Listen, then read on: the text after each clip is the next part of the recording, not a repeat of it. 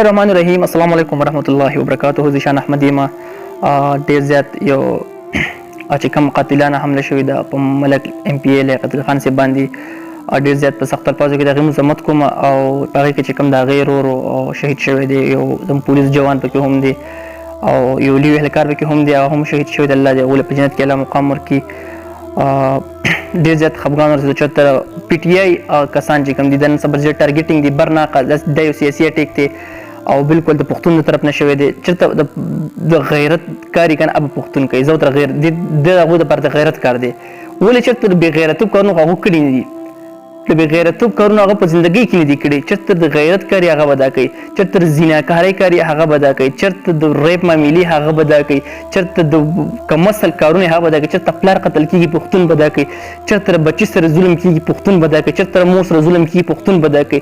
پښتون نن سبا په دې 22 صدۍ کې پښتون